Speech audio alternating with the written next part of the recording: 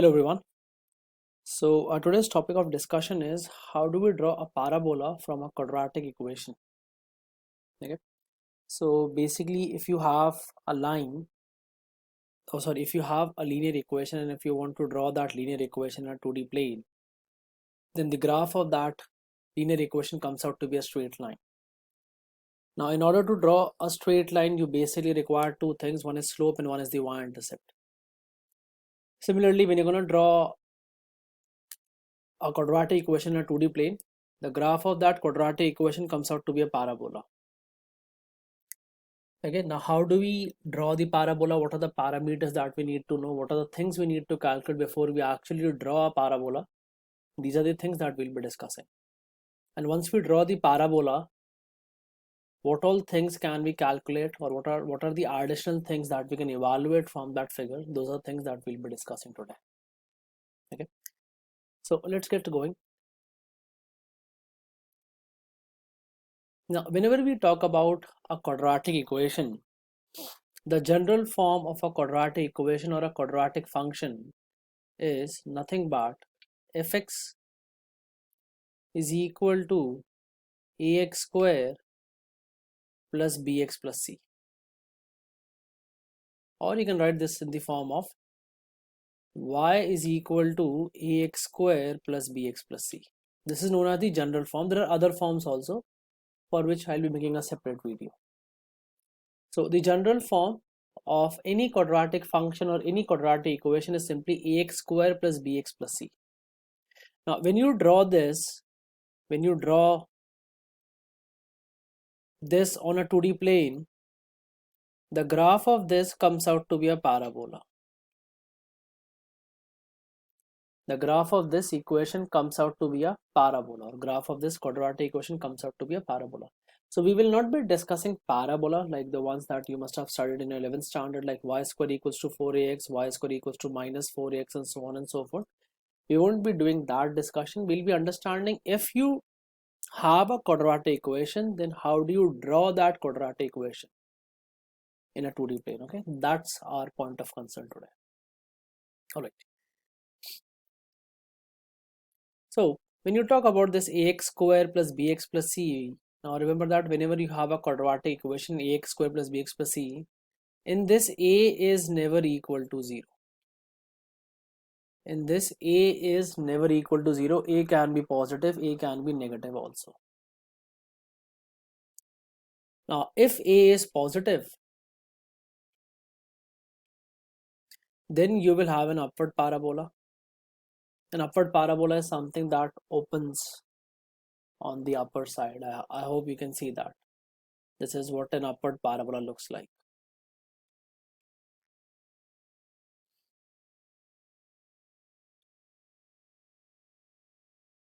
And if a is negative,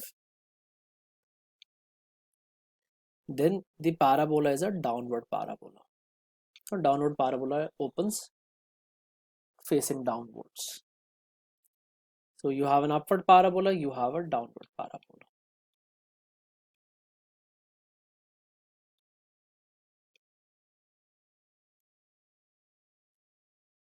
So also one thing you need to remember is that whenever you talk about an upward parabola always has a lowest point, a fixed lowest point, and you cannot figure out the highest point for an upward parabola. The reason being that is when you talk about the upward parabola, this will keep on continuing.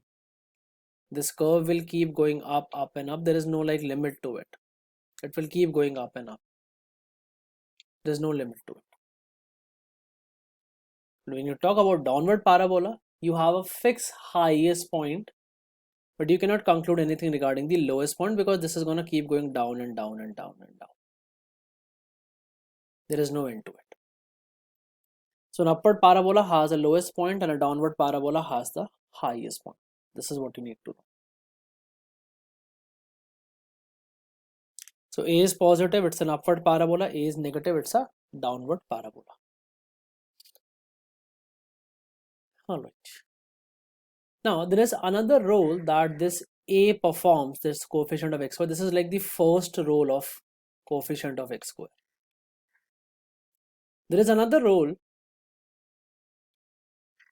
this coefficient of x square performs, and that is higher the value of a, thinner the parabola.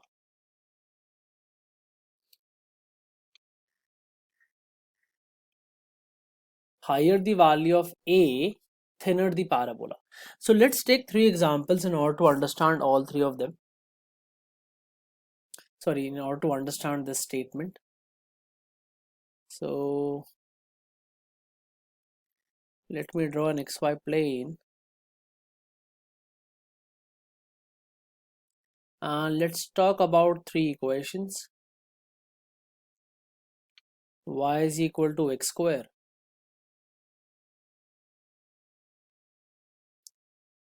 y is equal to 2x square, and y is equal to half x square.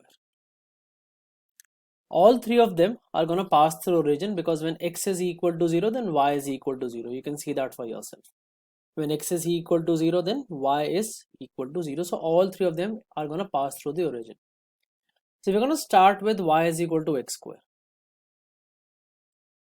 If I start with y is equal to x square, let's say y is equal to x square is a graph something like this. Okay, this is a rough sketch. Let me make this again.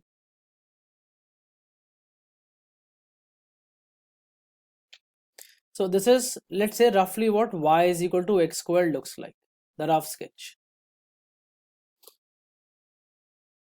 Now if I want to draw y is equal to 2x square, what's going to happen? The graph will become a bit more thin. You can see that the width of the graph, or the width of the parabola, has decreased.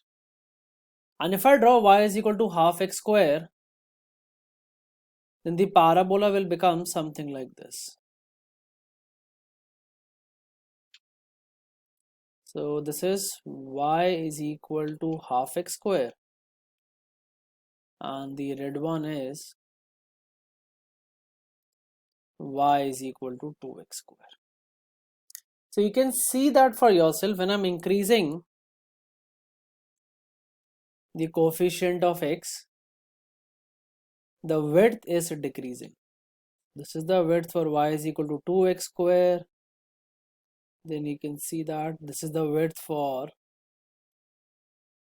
y is equal to x square, and then this is the width for y is equal to half x square. So if we're going to keep on increasing the value of a, the graph is going to be thinner and thinner, thinner and thinner. This is basically what it means. The width is going to keep on decreasing, and if you're going to keep on decreasing the value of a, then the width of the graph is going to keep on increasing. This is basically the second role that a performs.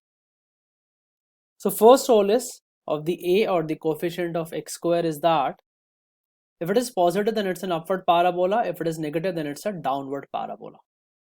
Second is, if you keep on increasing a, then the width of the graph will keep on decreasing. This is the second role that a performs.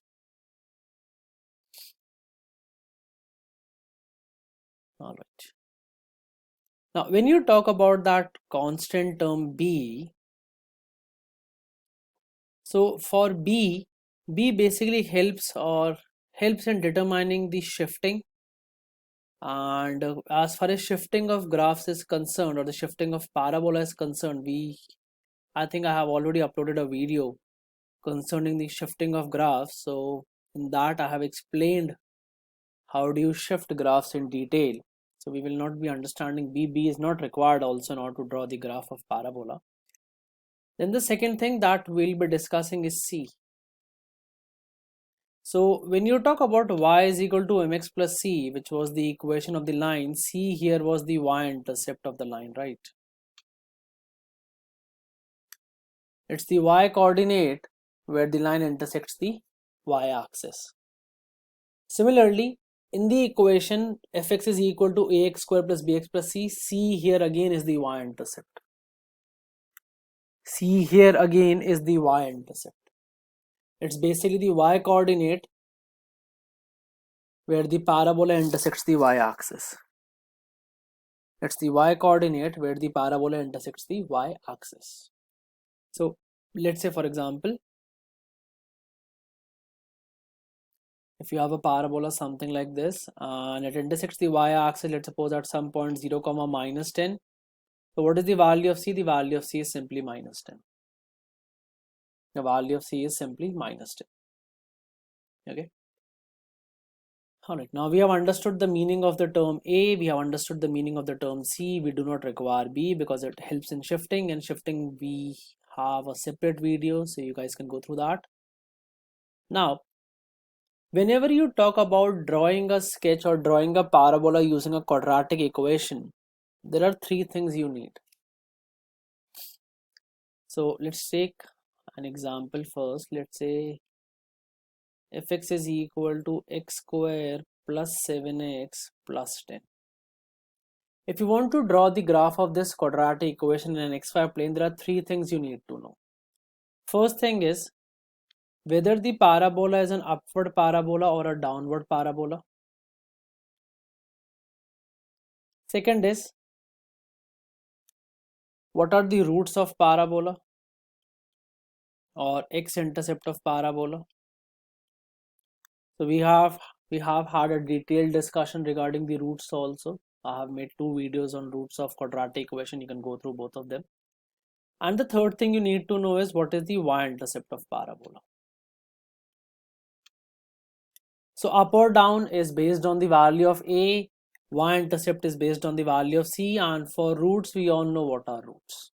Okay, so we're gonna take this equation x square plus 7x plus 10 and we're gonna draw that from the very scratch of it, and we're gonna try and figure out each and everything possible.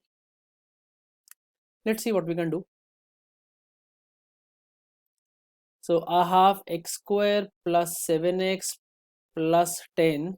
You can see that the coefficient of x square is 1, so it's positive, which means it's going to be an upward parabola.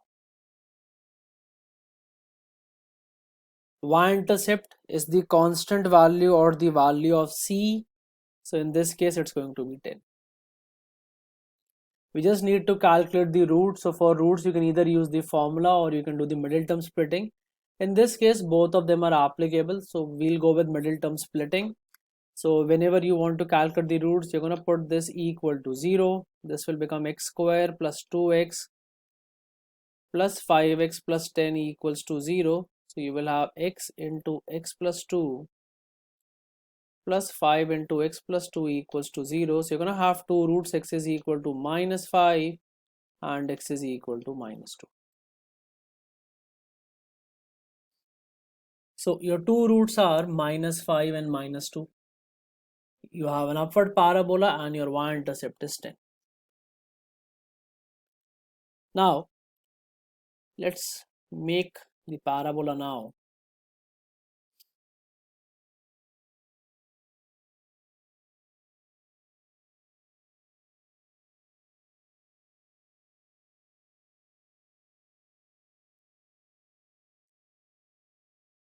So I have an upward parabola having roots or x-intercepts at minus 2 and minus 5 and y-intercept at 10. So I can say that my parabola can be drawn as something like this. So this point here is minus 5 comma 0. This point here is minus 2 comma 0. And this point here is 0 comma 10.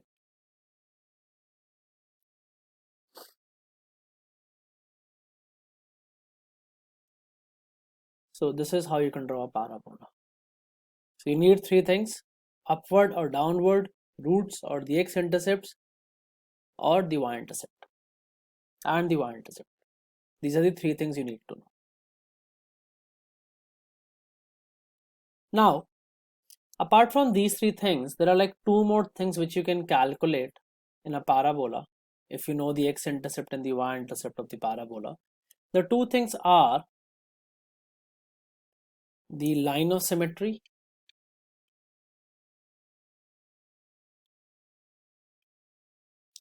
and the coordinates of vertex. So let's understand first of all what they both are. So line of symmetry is a line it's a straight line which passes through the midpoint of two roots and divides the parabola into two equal parts. Line of symmetry is a straight line which passes through the midpoint of two roots and divides the parabola into two equal parts. So calculate the midpoint of the two roots. So midpoint of the two roots, if I calculate the x-intercept, it's going to be -2 plus -5 divided by 2, which is like -7/2, and y-intercept will be 0. So it's going to be a straight line, something like this.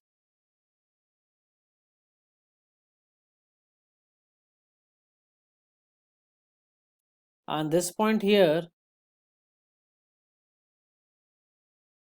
is going to be -7/2, 0. This point here is going to be -7/2, 0. So you can say that it's a straight line which is passing through -7/2, 0. So you can say that this line is going to have an equation x is equal to -7/2. Or I can rewrite this as x plus 7/2 is equal to 0. So someone asks you the equation of line of symmetry, you need the two roots, calculate the midpoint of two roots and draw a straight line which will divide the parabola. So sometimes this is also known as axis of symmetry. So don't get confused, both the terms can be used, and the equation will be x plus 7/2 is equal to 0.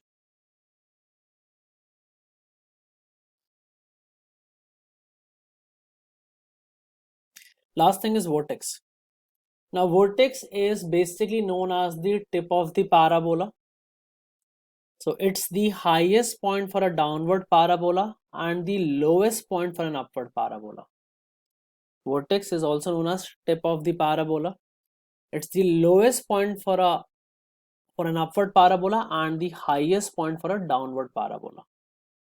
And remember that vortex always lie on the line of symmetry. Vortex always lie on the line of symmetry. Vortex always lie on the line of symmetry. So, or let me put it this way, let me make this easier for you. A vortex is basically the intersection of parabola and the line of symmetry. Vortex is the intersection of, I can write this, it's the point of intersection of parabola and the line of symmetry, or you can call axis of symmetry, whichever way you want to call it up. So this point here, the one that I'm, this black dot here, this is going to be our vortex. This is going to be your vortex. Now the x coordinate of the vortex is going to be quite clear because it's going to lie on the line of symmetry. So the x coordinate has to be -7/2. You are simply left to calculate the y coordinate. You're simply left to calculate the y coordinate. Now how can you do that? Now this -7/2 lies on the parabola, right? The x coordinate is given to you. If you want to calculate the y coordinate, what you can do is you can put x is equal to -7/2 in this function. You'll get the corresponding value of y. You'll get the corresponding value of y. So if you're going to plug in the values, you're going to get like 49/4 minus 49/2 plus 10. So let's take the LCM. So 4 will be the LCM. So plus 49 minus 98 and plus 40.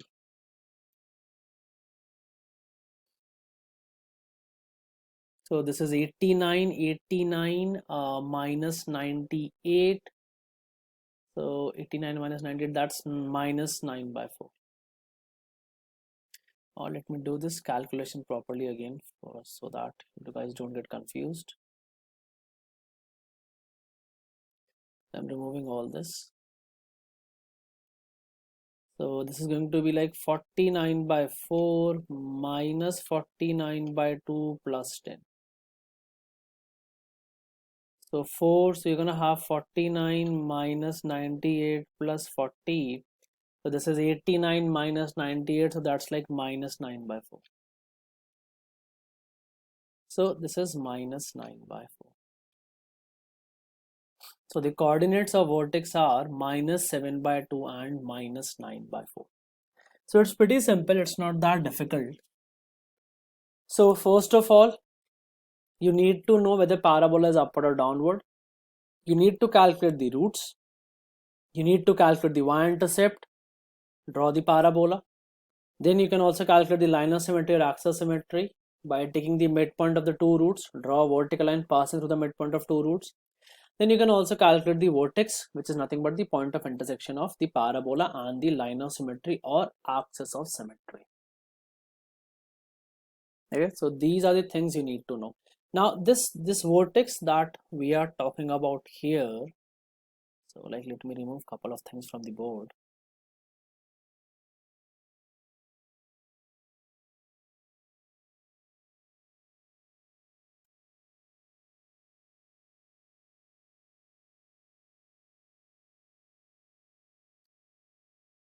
This vertex is basically, when you talk about this term vertex, as I've told you that this is the lowest point of the parabola.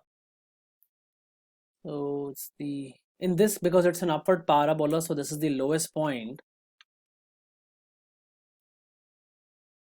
So these coordinates represent something, minus 7 by 2 and minus 9 by 4. Let's understand what do they represent.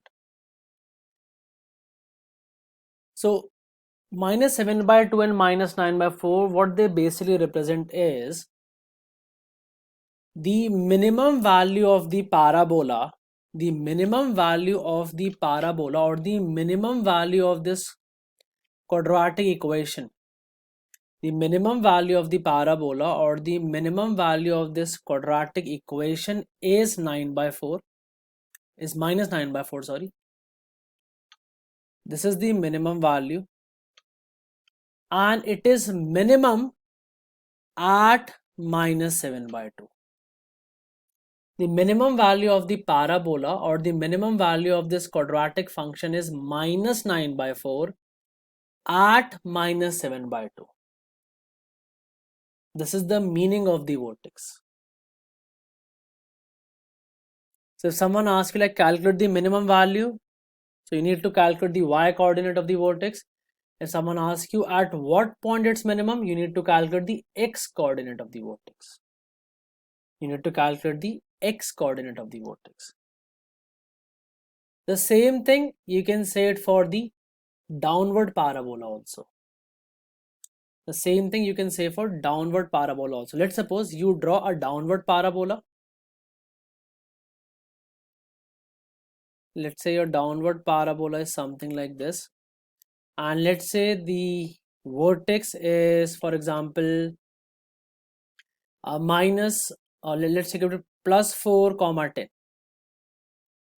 The vertex is 4 comma 10. So what's the significance of 4 comma 10? The significance is the maximum value of the parabola is 10 at x is equal to 4. The maximum value of the parabola or the maximum value of the quadratic equation is 10 at 4. This is the significance. This is the meaning of this term vertex. So I hope this is clear to everyone. We can take one more example. Let's take example for a downward parabola.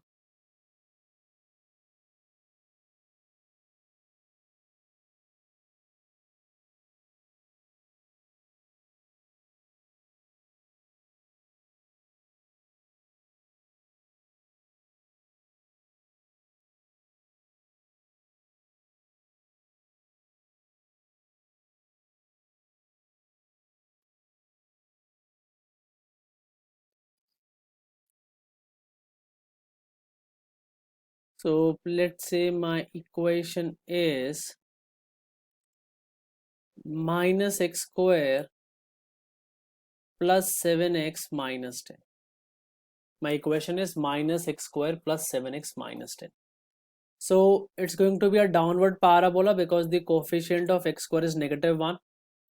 the y-intercept is basically minus 10. And if I want to calculate the roots, I'm going to do the middle term splitting. So it's going to be minus x square plus 2x plus 5x minus 10, that's 0. So you can take minus x common, this is going to be x minus 2. Then you can take 5 common, it's going to be x minus 2, that's 0. So you're going to have 5 minus x into x minus 2, that's 0. So your two roots are x is equal to 2 and x is equal to 5. Your two roots are x is equal to 2 and x is equal to 5. Draw the parabola x and this is y. It's a downward parabola having y-intercept minus 10 in roots 2 and 5. So your parabola will be something like this.